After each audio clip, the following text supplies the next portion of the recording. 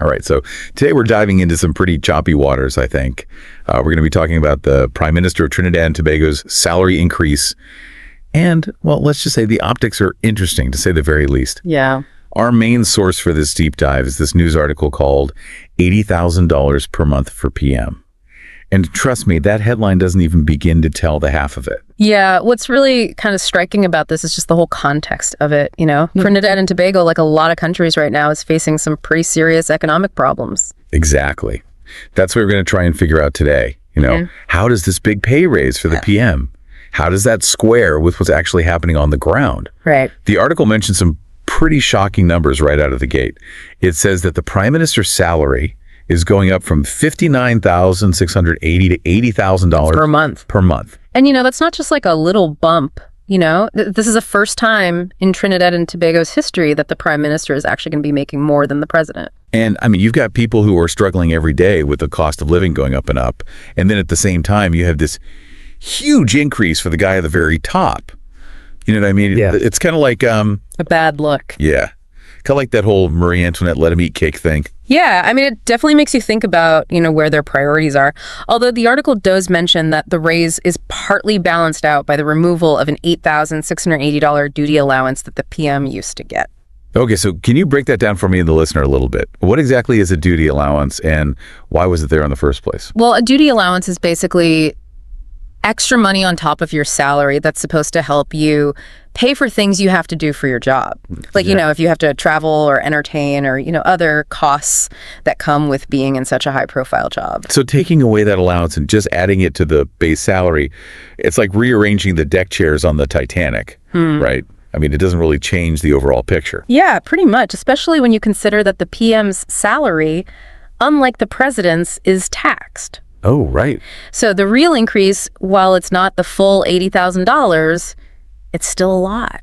It definitely adds another wrinkle to this whole story. Yeah. And it's not just about the PM either, right? The article also talks about raises for other government officials, but they seem pretty small compared to his. Yeah, that's true. Members of the House of Representatives are getting a raise from $17,410 to $20,668, and senators are getting a similar increase. It's almost like they're playing on a totally different field. Yeah. And it just makes you think, if everybody's feeling the squeeze, why is there such a difference? Right, that's the big question. Yeah, we need to understand what's going on behind the scenes here, especially given how tough things are for the average person in Trinidad and Tobago. Absolutely. So when we say economic challenges, what are we really talking about? What's going on for everyday people there? Well, like a lot of the world, Trinidad and Tobago is having to deal with, all the economic fallout from global events. Everything's getting more expensive, especially basic things. And that's really hard on families, especially families who don't make a lot of money. And then on top of that, you've got things like the energy industry, which is really important for their economy. But it's really unstable right now. So you've got people struggling to buy groceries. And then at the same time, you've got this massive pay raise at the top. No wonder people are upset. Yeah, at the very least, it doesn't look good. Definitely not. And it's not just the raise itself, It's also the timing of it all. Oh, yeah. The article mentioned something about back pay, didn't it? Right.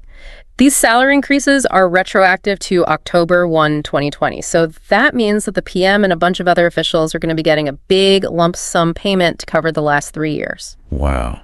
So while everyone else has been having to cut back and deal with prices going up all the time, these people at the top have been basically racking up a huge bonus. Yeah. That's rough. It definitely doesn't make it seem very fair.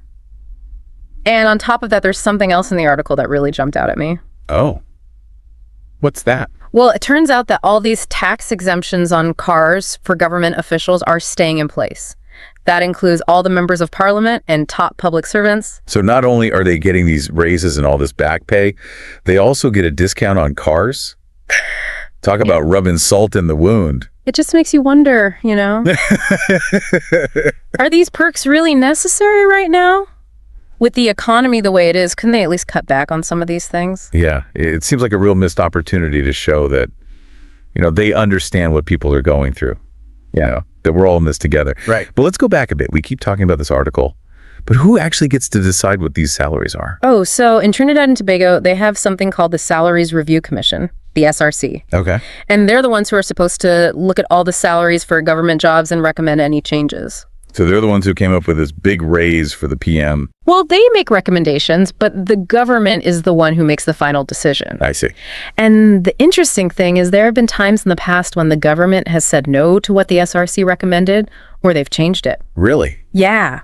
The article mentions a couple of examples, like back in the late 80s, the NAR government decided not to give the raises that the SRC had recommended for the cabinet. And then a few years later, the Manning cabinet actually changed some of the SRC's recommendations and gave smaller raises to some of the ministers. So the government doesn't have to just do whatever the SRC says. Exactly. They have some leeway. Which I guess makes this whole thing with the PM's salary even more confusing. If they had other options and they know what's going on with the economy, what are they trying to say with this? That's a good question. It's not just about the money. There are social and political things going on here, too. Ooh, okay. Break that down for us. What do you mean by social and political ramifications? Well, think about how people see this decision. You know, if they think that the government doesn't care about them or understand their problems, it can really hurt people's trust in the government. Yeah, and that can lead to people not voting or even protesting. Exactly. Throughout history, we've seen time and time again that when people are struggling and they feel like their leaders don't care, it can lead to some really bad things. And in the long run, wouldn't that just make it harder to fix the economy? If people don't believe in the system anymore, they're not going to want to be part of the solution. That's right. Apathy can be just as bad as anger. It stops people from talking to each other and working together to make things better. So